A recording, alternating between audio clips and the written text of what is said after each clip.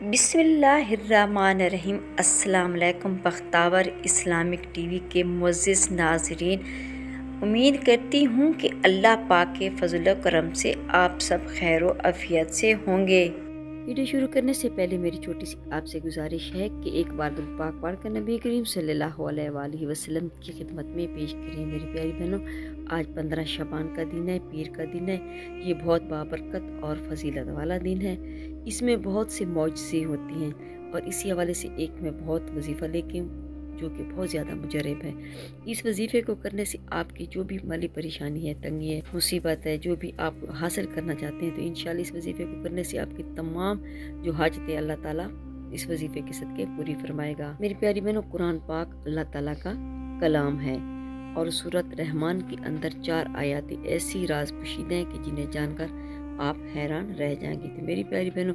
آپ نے نبی کریم صلی اللہ علیہ وسلم کی حدیث مبارکہ یہ ضرور سنی ہوگی کہ سورۃ رحمان قرآن پاک کی دلہن ہے، اور جس طرح سے دلہن کو خوشنما لباس پہنایا جاتا ہے، بہترین سے بہترین زیور پہنا کر آراستہ کیا جاتا ہے، تو اسی طرح سے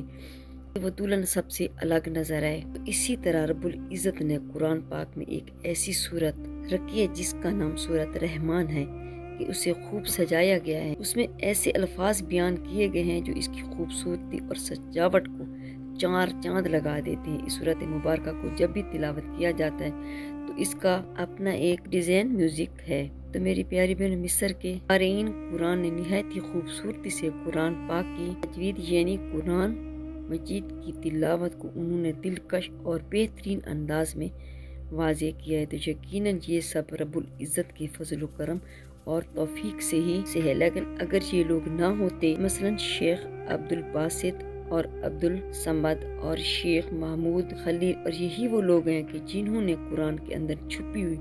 روحانی موسیقی کو پوری دنیا کے اوپر آشکار کر دے، جیسا کہ ہمارے نبی کریم صلی اللہ علیہ وسلم نے آج سے 1400 سال پہلے یہ حکم فرمایا تھا کہ اس قرآن کو اچھی سے اچھی خوش الحانی سے اور خوبصورتی سے پڑھنا۔ جو کہ اس طرح سے نہیں پڑھے گا وہ ہم سے نہیں ہے، بلکہ ایک مرتبہ نبی کریم صلی اللہ علیہ وسلم رات کے وقت گشت فرما رہے تھے تاکہ اپنے مسلمان ساتھیوں کے حالات معلوم کیے جا سکیں۔ تو میرے ابو موسیٰ اشعری رضی اللہ عنہ ایک صحابی ہیں، جب نبی کریم صلی اللہ علیہ وسلم کا گزر ان کے گھر کے پاس ہی ہوا تو وہ رات کے پچھلے پہر نماز تہجد پڑھ رہے اور کھڑے کیف سرور کے عالم میں قرآن پاک کی تلاوت فرما رہے تھے۔ تو نبی کریم صلی اللہ علیہ وسلم کو ان کی قرات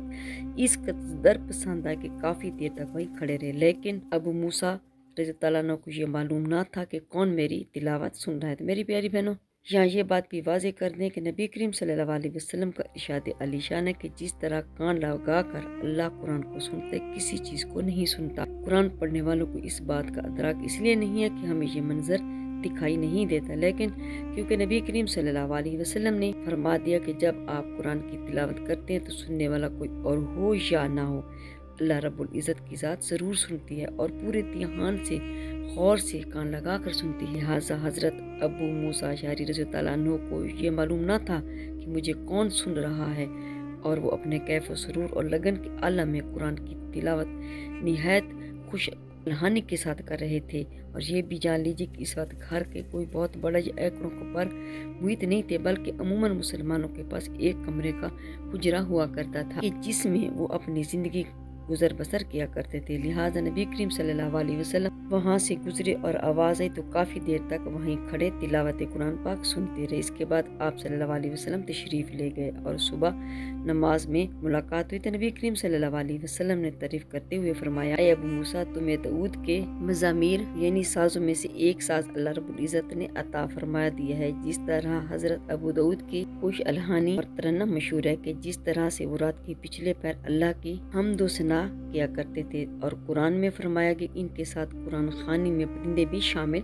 ہوا کرتے تھے اور پہاڑ وجد میں آ جاتے تھے، یعنی پہاڑ بھی ان کی تلاوت کی خوش الحانی میں ان کے ساتھ شریک ہوتے تھے۔ تو نبی کریم صلی اللہ علیہ وسلم نے حضرت ابو موسیٰ اشعری رضی اللہ عنہ کی تعریف کی اور فرمایا کہ اللہ نے جس طرح کا سوز حضرت داؤد علیہ السلام کو عطا فرمایا تھا، اسی طرح کا سوز اللہ تعالیٰ نے تمہیں بھی عطا فرما دیا ہے۔ سبحان اللہ۔ میری پیاری بہنوں، قرآن کریم کی جو خوشوزی اور موسیقی کا جو حسن قرآن کی تلاوت میں ہے، وہ سورۃ رحمان کے اندر آپ کو اپنی بلندیوں کی انتہا پر بھی نظر آئے گا۔ میرے پیارے بہنوں، یہاں پر یہ بھی جان لیجئے کہ قرآن کا جو مانوی اعزاز ہے، جو حسن مانوی ہے، وہ تو قرآن کے ایک ایک لفظ کے اندر موجود ہے، لیکن یہ حسن ظاہری ہے، حسن صوتی ہے اور حسن لفظی ہے، جو کہ سورۃ رحمان میں اپنی انتہاؤں پر ہے۔ لیکن قرآن کی اس سورت یعنی سورۃ رحمان کے جو راز اس کی 4 آیات میں چھپے، انہیں جان کر آپ حیران رہ جائیں گے۔ یعنی جہاں اس سورۃ مبارکہ کا ظاہری حسن انتہا کی بلندیوں کو چھو رہا ہے، وہاں اس سورۃ مبارکہ کی پہلی 4 آیات میں 4 چوٹیوں کی چیزوں کا ذکر ہے۔ تو اس کی پہلی آیت ہے الرحمن، تو یہ ایک پوری آیت ہوگی، اور رحمان کے اللہ رب العزت کا نام ہے۔ کیا کبھی آپ نے غور کیا کہ اللہ کے ناموں میں سب سے پیارا نام کون سا ہوگا؟ یقیناً وہ نام رحمان ہے، کیونکہ اس کا مادہ رحمت ہے، اور باحثیت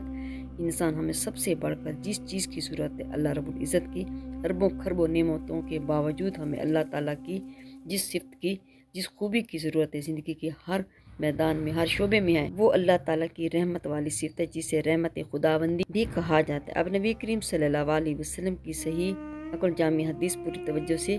ملاحظہ فرما لیجیے گا کہ نبی کریم صلی اللہ علیہ وسلم نے ارشاد فرمایا کہ کوئی شخص صرف اپنے اعمال، اپنی عبادات،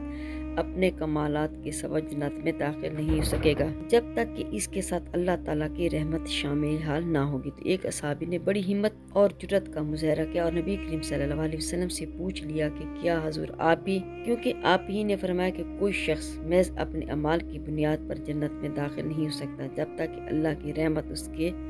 ساتھ نہ ہوگی۔ پوچھا گیا کیا حضور آپ بھی اللہ کی رحمت کے بغیر جنت میں داخل نہیں ہو سکیں گے جبکہ آپ کے حسن اعمال پوری دنیا میں ازل تا اب تک آنے والے تمام مسلمانوں سے بڑھ کر ہیں؟ تو آپ صلی اللہ علیہ وسلم نے ارشاد فرمایا ہاں میں بھی۔ تو آپ اندازہ کیجئے کہ اگر محمد نبی کریم صلی اللہ علیہ وسلم بھی رحمت خداوندی کی ضرورت مند ہوں تو بحیثیت گناہگار انسانوں کے ہماری تو سب سے بڑی ضرورت خداوندی ہی ہے۔ قرآن پاک میں اللہ رب العزت کی رحمت کی صرف 2 الفاظ کے ذریعے بیان کی گئی، ایک ہے رحیم جبکہ دوسرا لفظ ہے رحمان، اور یہ بھی جان لیجئے کہ اللہ کی کوئی دوسری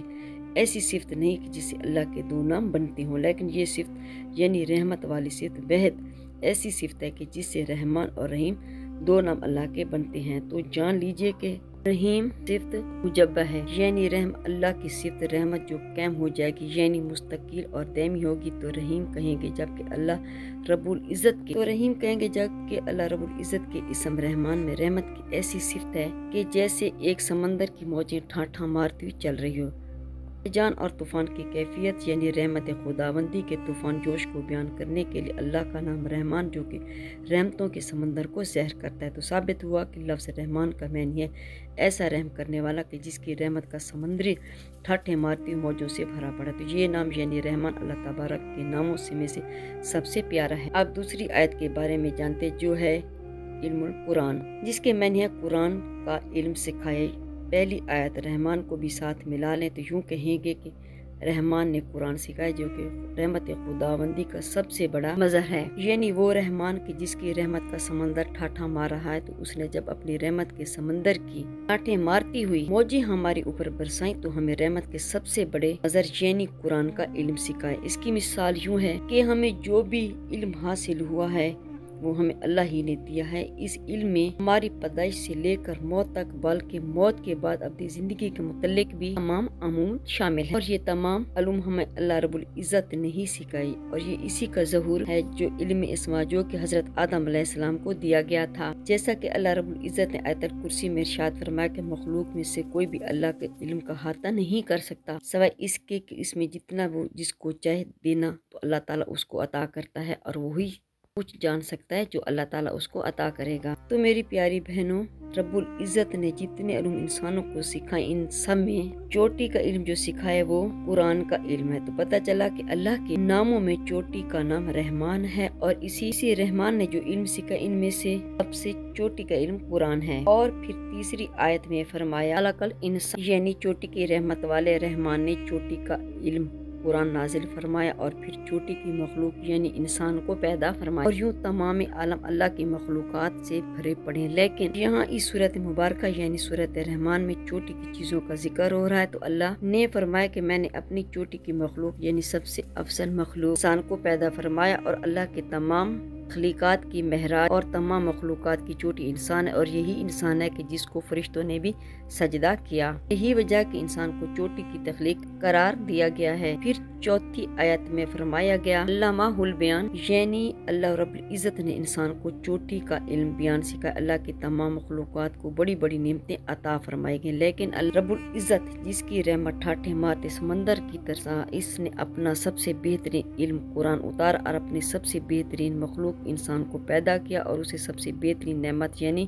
بیان کی نعمت عطا فرمائی، جو دوسری مخلوقات کے پاس ایسی نہیں جیسا کہ انسان کے پاس ہے۔ انسان اپنی بات کو، اپنے احساسات کو، جذبات کو تمام مخلوقات سے بہتر انداز میں بیان کر سکتا ہے۔ میری پیاری بہنوں، آج کا دن شعبان کا 15واں کا دن ہے، یعنی کہ جو رات گزر چکی ہے اس کا دن ہے، پیر کا دن ہے۔ اللہ تعالیٰ کی رحمتوں کے ٹھاٹھا مارتے سمندر سے رحمتیں حاصل کرنے کا دن ہے۔ اس دن میں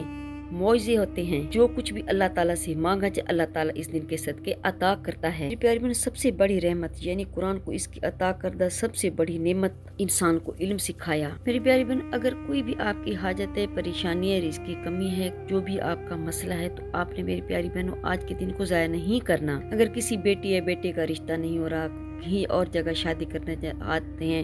تو وہ بھی مسئلہ ہے، رزق میں بندش ہے، جادو ہے، کوئی بھی آپ کا مسئلہ ہے، تو آپ نے کرنا اس طرح ہے، نماز ظہر کے بعد آپ نے 2 رکعت نماز صلاۃ الحاجت کے ادا کر لینے، اور ہر رکعت میں سورۃ فاتحہ کے بعد سورۃ اخلاص آپ نے 12 مرتبہ پڑھنے۔ اس طرح آپ نے پڑھ کے اپنی نفل کو مکمل کر لینا۔ پھر جا نماز پر بیٹھ کر اول آخر آپ نے درود پاک پڑھنا ہے۔ آپ درود پاک کوئی سا بھی پڑھ سکتے ہیں، درود ابراہیمی پڑھیں تو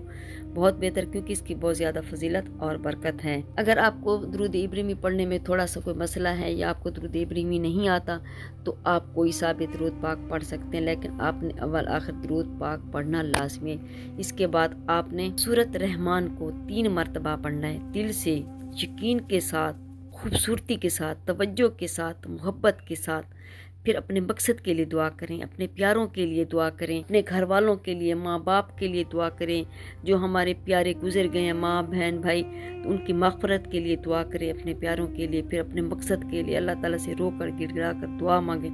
تو اللہ تبارک آپ کی دعا کو قبول کرے گا۔ میری پیاری بہنوں، فلسطینی بہن بھائیوں کے لیے دعا کریں کہ یا اللہ ان کی غیب سے مدد فرما دے، اس دن کے صدقے، اس قرآن پاک کے صدقے، اس بابرکت دن کے صدقے، یا اللہ ان کی مصیبتوں کو ختم کر دے، ان کی آسانیاں فرما۔ ہمارے پیارے بہن بھائی بہت مشکل میں ہیں، یا اللہ ان کی مدد فرما۔ میری پیاری بہنوں، میری ویڈیو کو صدقہ جاریہ سمجھ کر دوسروں کے ساتھ شیئر کریں تاکہ وہ بھی اس سے فائدہ اٹھا سکے۔ جزاک اللہ۔ اگر میری آج کی ویڈیو آپ کو اچھی لگی ہو تو لائک کریں، شیئر کریں، سبسکرائب کریں، بیل آئکن کو پریس کریں تاکہ ہر آنے والی میری ویڈیو آپ تک بآسانی پہنچ سکے اور میری حوصلہ افزائی ہو۔ فی امان اللہ۔